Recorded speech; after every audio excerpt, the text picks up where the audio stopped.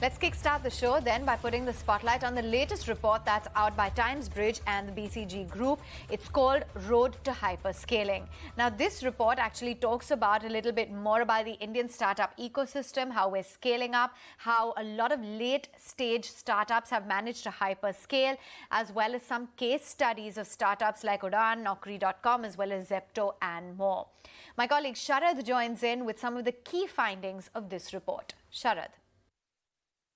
Well, yes, an important growth tech report coming in from the house of Boston Consultancy Group. And the important thing is the growth tech is very important and valid, especially for the late stage startups in India. Now, let's look at the numbers before delving into the key takeaways from the report. And that includes that Indian startups have raised more than $131 billion since 2014. And do remember, this rate is faster than USA and China. More than 58,000 Indian startups have been registered, and almost 60% of unicorns in India are coming from only two segments, mainly e-commerce and the fintech space. Apart from this, globally, if we see 70% of the startups have actually failed in the hyperscaling phase as well. But lastly, what lies ahead is the important thing is that India is on track to defeat China when it comes to the unicorns. Apart from this, let's delve into the moat which these startups have, and the important thing is that they have moved from acquisition to retention and monetization in their business models. Apart from this, also they have raised to leverage the natural network effects which comes in, and they have also institutionalized the experimentation and the innovation part. So this is how a startup in the late stage develops its moat against its peers. Now, apart from that, also there is an important case studies which have been taken by Boston Consultancy Group, and let's point out the startups over here. And the first one being is Udaan, where they have actually combined payment as well as credit to a logistics business.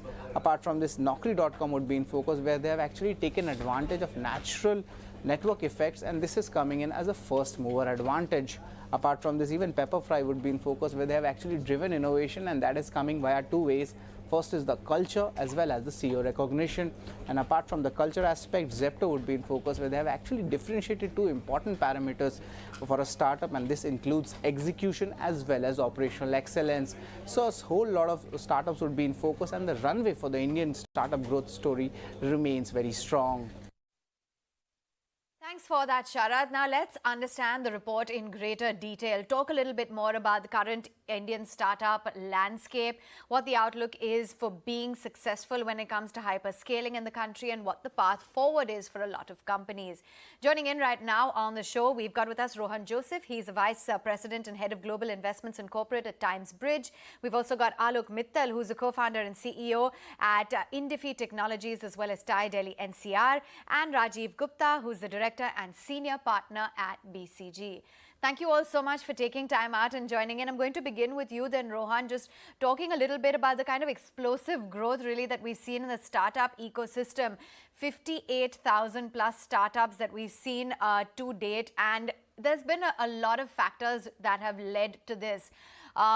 Before we get to the unicorns and the soonicorns, just let's talk about the overall environment right now and how the Indian startup ecosystem looks compared to the rest of the globe. Thank you so much for having me here. The Indian startup ecosystem has, grown tremendously over the last few years. It is now the third largest startup ecosystem in the world. That's obviously, great news for everybody who wants to do business in India, global companies who want to do business in India. That provides a lot of opportunity. When we look at the current market, you see investors are always looking at opportunities. It's just that the current market makes it a situation where, investors have to be smart and thoughtful. At TimesBridge, we are always looking at bringing purposeful global companies and helping them tap into India when we look at the total market of being over 1.3 billion people in this country. So when we are looking at this, we are going to be smart and cautious at the same time, look for companies that are going to be category leaders and are likely to be in the pole position. And there's going to be a lot of consolidation happening as well. Okay, so Alok, let's get in your view as well, because there clearly has been a stupendous growth that we've seen, even when it comes to the number of unicorns in the country that has actually seen a more than twofold increase since the year 2021. 105 is what we hit in the year 2022. We've even surpassed China when it comes to the number of unicorns. So what has really fueled this kind of growth? What what's making some of these Indian companies really stand out and reach that status, that coveted status of a unicorn? Hi, thanks for having me on the show. I think there are several drivers that have contributed to the explosion of startups and their scale over the last couple of years. One clearly, is the rapid adoption of digitization that has created massive pools of consumers who are digitally connected and able to consume these services. Right, so 300 million people using UPI on smartphones, close to 100 million people using e-commerce on a regular basis. These are all platforms on which new companies can be built, and they provide a rapid path to scale for these new companies.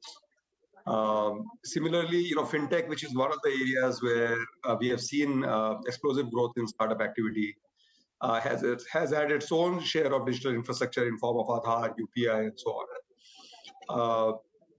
The other big area that we see is, Indian software to the world. And there again, I think the blueprint was being set up in the 2010 to 2015 timeframe, and now there are multiple entrepreneurs who are leveraging that in order to tap global markets sitting out of India.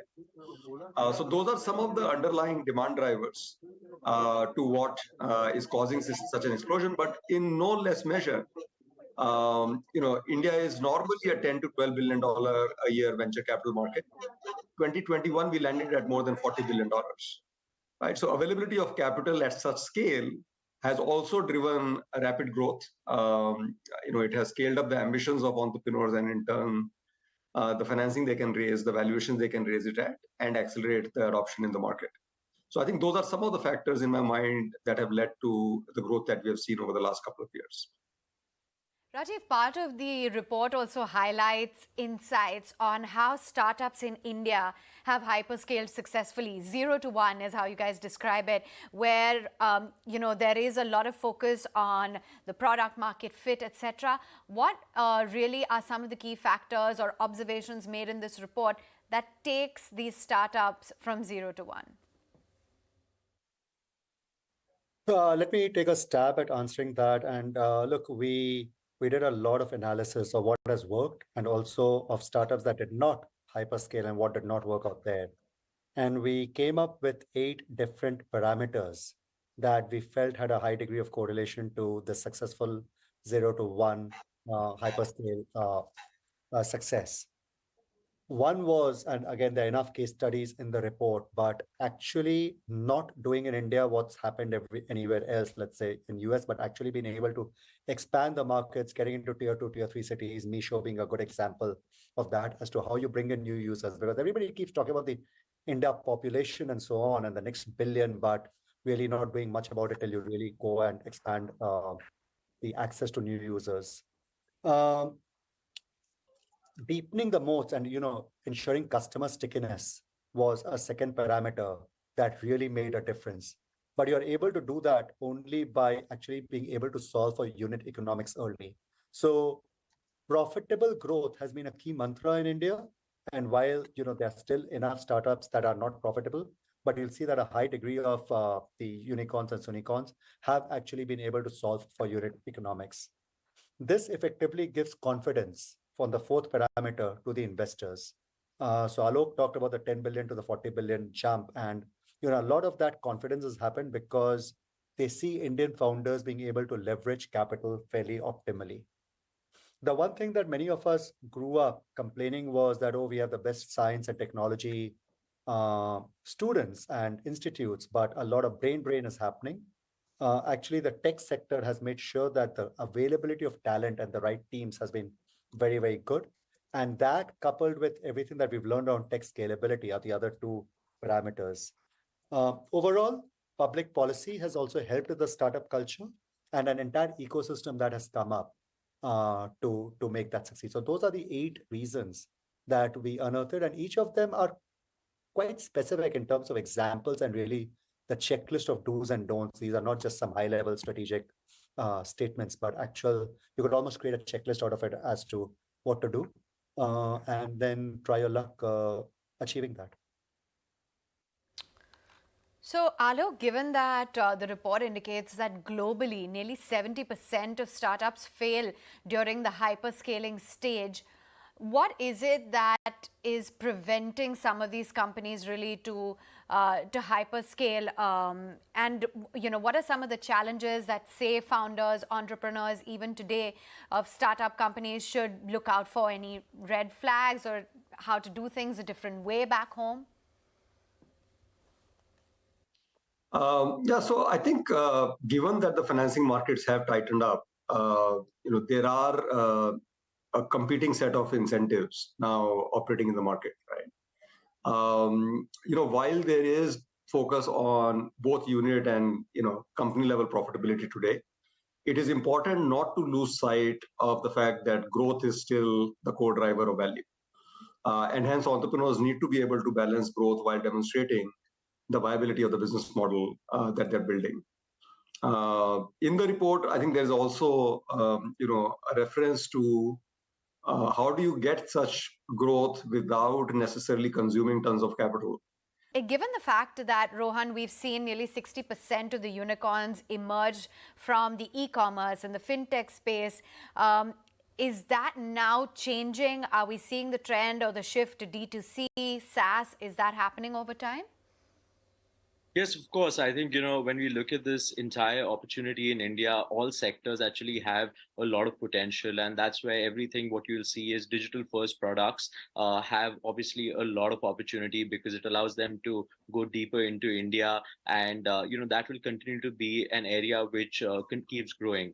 So when we look at the space, anything to do with FinTech, EdTech, but then beyond that as well, many other areas when it comes to social apps, gaming, when it comes to e-commerce, D2C, which are all digital first products, they will all continue to see tremendous growth over the next few years. And also, Rohan, it's interesting that this had been highlighted in the report.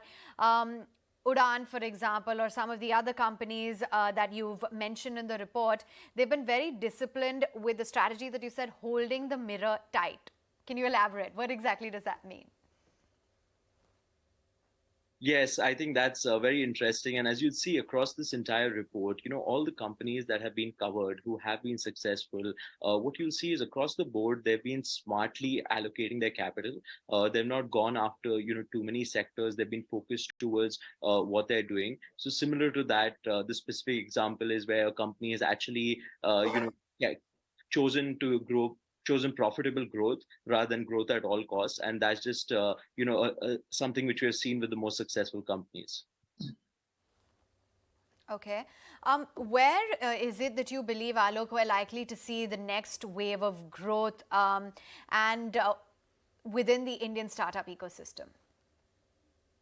I've been in the Indian startup ecosystem now for about 24 years, and every year has looked better than the previous ones. And I think that will continue because these are not standalone activities, right? Every generation of entrepreneurs is building on the infrastructure that's already out there. They are building on a larger available market, both domestically and globally. And they are building on an ecosystem where mentoring, capital, just the support systems are growing stronger by the day. So yeah, I do believe that we will see a continued increase in startup activity and in creation of hyperscaled businesses. I do think that capital does play a role, and we need, this super high dose of capital in few bursts. We don't need it all the time, because what that does is more than building a company, it starts to change the adoption rate amongst customers themselves. It changes customer behavior, right? So whether you talk about laying out fat pipes, during the .com era, or you talk about changing customer behavior towards online food ordering now, admittedly driven by discounts and so on. Those shifts, when they happen with the infusion of capital, tend to stick. And that allows the next set of entrepreneurs to build on top of that. So I don't think that going from 40 billion back to $12 billion compromises the opportunity for startups. In fact, that infrastructure has been built, that behavior has been transformed. And now the startups coming in can be far more capital efficient about focusing on their niche, their growth, and their viability. Rajiv, but one can't ignore the fact that every day the headlines are being dominated by big tech companies, Amazon, Meta, you name it, laying off employees day after day, the funding winter, as it's called popularly. How much of that is a concern for Indian startups back home, given the fact that, yes, we have seen a lot of homegrown companies now who are, hiring these employees. But is it a concern? Is the global recession a concern? I think within the Indian market, at least the domestically focused startups are probably seeing, globally the best environment available to continue to grow. Even amongst the SaaS companies, so far we have not seen a pullback in terms of their ability to sell, given that many of them sell into the broader markets and not just into the Fortune 500 accounts. In terms of the funding availability, what happens when funding contracts, and we are seeing this in some of the data for 2022, the value per deal has gone down by 50% and has absorbed most of the impact of the slowdown in funding. The volume of deals has only gone down by 20%. And that too, if you start to look at early stage deals, they're still getting done. Right? So what that does is it keeps the engine of innovation alive. It does force entrepreneurs to focus and allocate resources well. But I do think that there is enough capital around to continue to build the next generation of hyperscale startups. That question was directed to you. I wanted to understand from you what the outlook is when it comes to the funding winter, what the outlook is as to how global recessionary fears are impacting Indian startups. All right. Look, I completely align with Alok's views out here. When we talk about the phrase funding winter, it has to be de-averaged in terms of timing, geography, and industry. So what we are seeing with the examples of Meta, Amazon, and so on, a lot of that has to do with, that there are two economies that are ahead of India as far as startups are concerned. That's US and China. Both of them are having their own challenges. Thankfully, actually, India domestically is on a much stronger wicket when compared to anything that we talk about globally. So I don't think that the funding winter has as much of an impact on India as it has on some other geographies. Secondly, where startups are focused more domestically, again, depending on those sectors, whether it's FinTech, whether it's health tech, we touched upon SaaS and so on, where there's a lot of domestic focus, you are seeing a lot of deals happening. Yes, right, the valuations have come down, and that's not such a bad thing. I don't think we should compare 2023 with 2021 and 22. Those were aberrations. There's a normalcy, and this normal is not bad. And the third is actually the amount of dry gunpowder available to the funders is probably higher than ever before. So what they're looking for is the right investment opportunities. So therefore, founders need to be sharper, but it's not that there isn't cash available. There was a different crisis a few years back when cash wasn't there. That is not the problem right now. Yes, valuations have come down, and actually my personal view is that that's not such a bad thing given the aberration that happened over the last 12 to 18 months. Okay. So, Rajiv, just coming to you then, why is it that you think, as we were talking about earlier, a lot of the global startups really failed during the hyperscaling stage? And what is it that Indian startups can do differently apart from, of course, leveraging capital a lot more optimally? I think this is a lot about localization. So if I had to pick one variable, that is, what do you do locally for the domestic markets? Where China also did quite well, actually, was focused a lot of China for China. Indian tech has historically, and that's been a great reason for our economic growth, but Indian tech since 1991 has focused a lot of Indian tech for Western economies. Where we have done well in the startup space is where we have used that to solve local problems. I took the example of Meesho. You can take a Pepperfry, taking a very fragmented furniture market, very capital intensive, and making that into a very, agile model. And Have there been, Alok, any other key observations that you've tracked basis the kind of conversations that have been had with a lot of the startups and founders, investors, Meesho, Pepperfry, Uber, etc.? Is there any, standout feature that you believe has led these companies to success? Yeah, I think there is a confluence of factors. One of the things that we can't ignore is that the digitization uplift during the COVID pandemic did contribute to the momentum that many of these startups generated at that point in time. Some of that has stuck. There are categories where that is beginning to fade away, but that is another factor that provided the momentum for adoption. And I think the great part about these contracted periods of time of hyper growth is that you don't lose all the growth when that time is up. So I think many of the startups are continuing to build on that. All right, gentlemen, appreciate your time. Thanks very much for joining in. It's pretty interesting holding the mirror tight, looking at, allocating capital prudently. Those are some of the key lessons that a lot of startups have managed to adopt, and therefore that has led to success. It's been good having you on board. Thanks for joining in.